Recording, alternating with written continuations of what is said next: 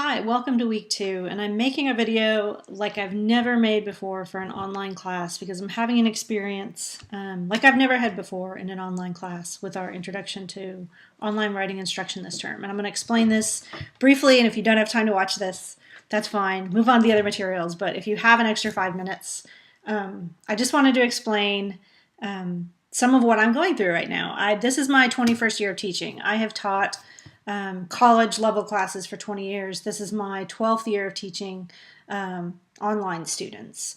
And I'm having this kind of epiphany in my classes because, as some of you know, I've talked about before, Michael Greer and I redesigned the OWI certificate program around user-centered design and student-centered learning. And so it's really causing me to re-examine how I think about teaching and learning through user-centered design theory. And that's the Dirksen text, the learning gaps, those spaces between where I'm at now and where I need to be as a learner. And so when we filled out that grid in week 1, and I just got done looking at your grids and giving some feedback on that, it's really a starting point to assess where we really are in the class. And as a teacher, I'm going back and reassessing where I am as an online faculty member in each one of those areas as well. So as I look at and read your materials, I think, what do I know? Where are my gaps in these areas? So understanding that those gaps exist in our own learning is important because all teaching, and this is my epiphany, all teaching, every assignment we do, every class we teach is just helping a student to move along the path in a gap in their learning. So if it's a knowledge gap, if they don't understand rhetorical theory is huge. What particular part of that gap can I address in this assignment, in this activity, to help them move forward toward mastering content? Some gaps are small. They just need to know ethos, pathos, and logos in rhetorical theory. That's a small gap. I just need my students to know knowledge of ethos, pathos, and logos, this tiny little piece of knowledge. It's a tiny gap. But there are some huge gaps. I need my students to be able to understand how to do rhetorical analysis. The skill of doing analysis is a huge gap. Like, you can study analysis for an entire undergraduate program and never master it. You can write for your entire life and never master it.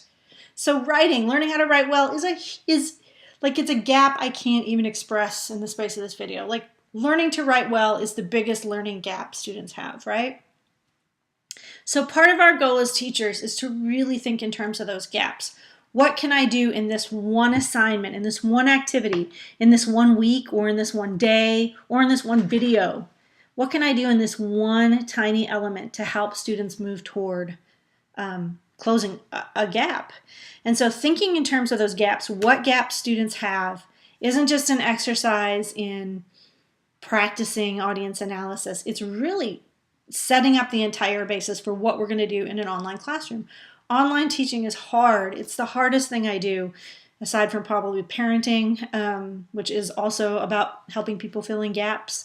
But really being concrete about thinking through the gap you have, or the gap your student has, is going to serve as the basis for all your learning and all you're helping them with learning, or all the learning that you help them do in your online classes. So that's kind of an epiphany for me that I've never had in 20 years of teaching, in 12 years of teaching online. So how does this relate to you? I just got done reading your week 1 materials, and I see you identifying your gaps and thinking about your gaps. And for some of you, it feels like you're kind of grasping at what the gap means or what the gap is. So either you maybe didn't do the reading, or you don't understand the reading, or you haven't really thought of the gap as important. It's just an introductory reading. I'll just skip these readings and I'll go right to the assignment and I'll figure it out, because maybe that's worked for you, or that's how you filled a gap in your knowledge.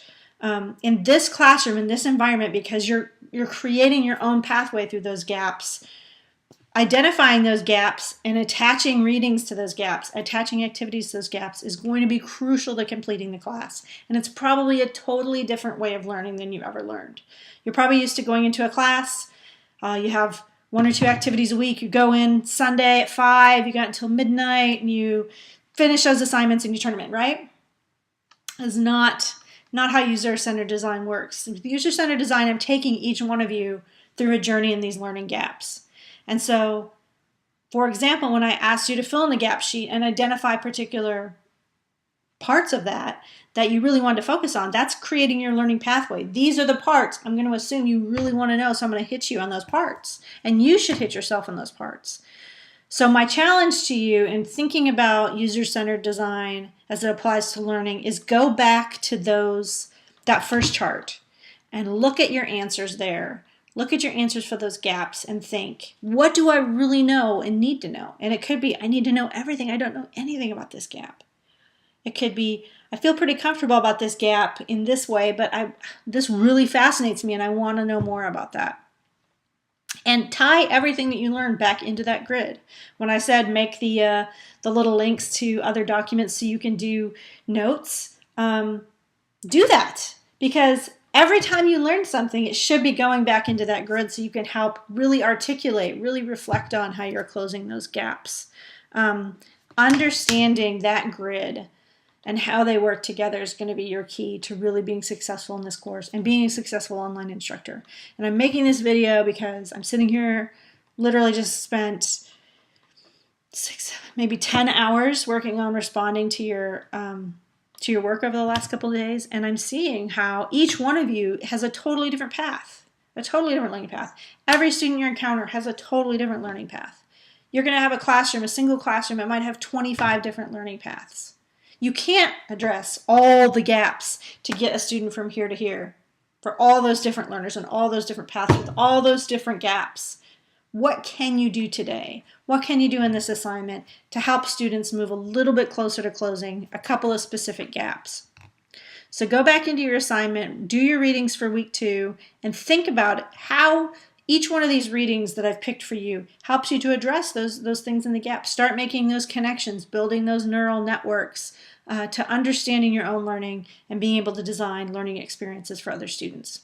So thanks for listening to my rant. It's been a really epiphanal experience today, and I'm going to build up some other videos for weeks 2 and 3 that help you move through identifying gaps and working on different parts of the assignment development process as you address those gaps.